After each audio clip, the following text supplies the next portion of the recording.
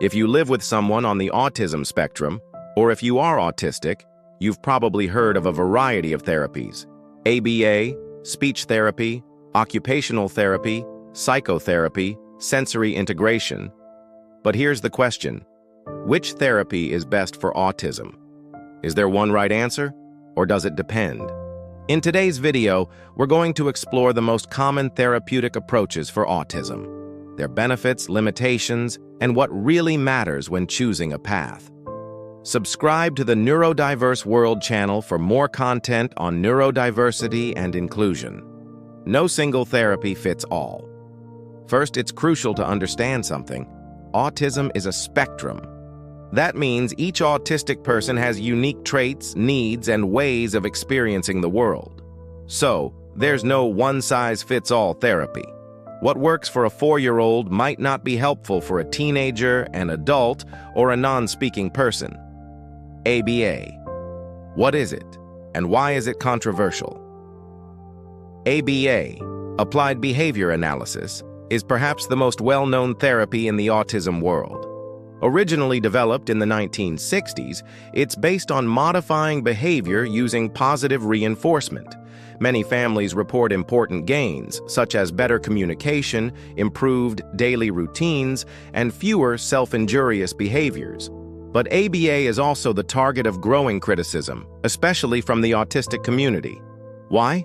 Traditional techniques focused on making children appear normal rather than accepting their identity. Long and intense sessions, sometimes over 40 hours a week. Little room for the child's consent or agency. Emphasis on outward behaviors over internal well-being. Today, there are more respectful and humane versions of ABA.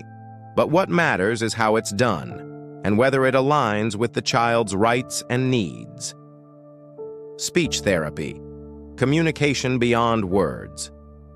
Speech therapy is one of the most common therapies for autistic people, especially to work on verbal and nonverbal language, social communication skills, alternative and augmentative communication, AAC, such as PECs, tablets, or image-based systems. Contrary to popular belief, speech therapy isn't about forcing speech. It's about helping people express themselves in meaningful ways. Communication is more than words. It's about being understood and having the autonomy to interact with the world. Other therapies that can helpful. There are many other therapeutic approaches that may be helpful, depending on the individual's needs. Let's explore a few. Occupational therapy, OT, focuses on developing daily living skills, brushing teeth, getting dressed, playing, writing, regulating emotions. Very useful for sensory integration and independence. Sensory integration therapy. Designed for people who struggle with processing sensory input, light, sound, touch. Helps reduce meltdowns, improve focus, and increase physical comfort. Psychotherapy for children or adults. Supports self-esteem, anxiety, emotional regulation, and self-awareness.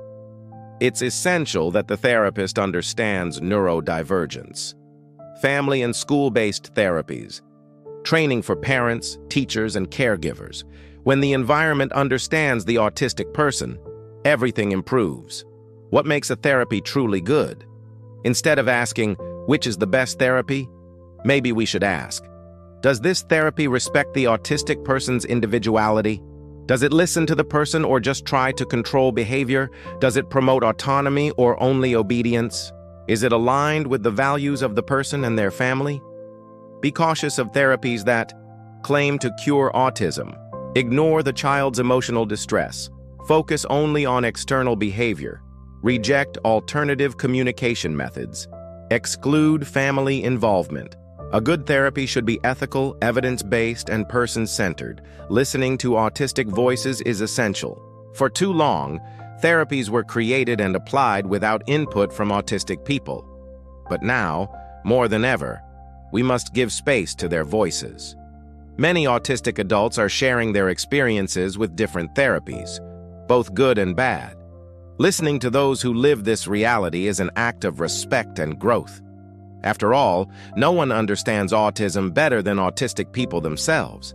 There is no magic answer. The best therapeutic path for an autistic person is the one that respects their essence, their limits, and their rights.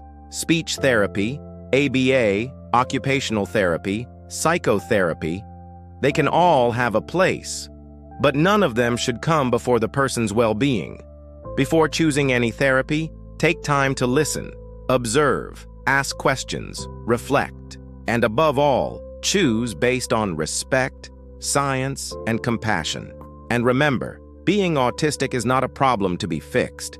It's a different way of existing in the world. Share this video with someone who's on this journey. Subscribe to Neurodiverse World for more content on inclusion and neurodiversity.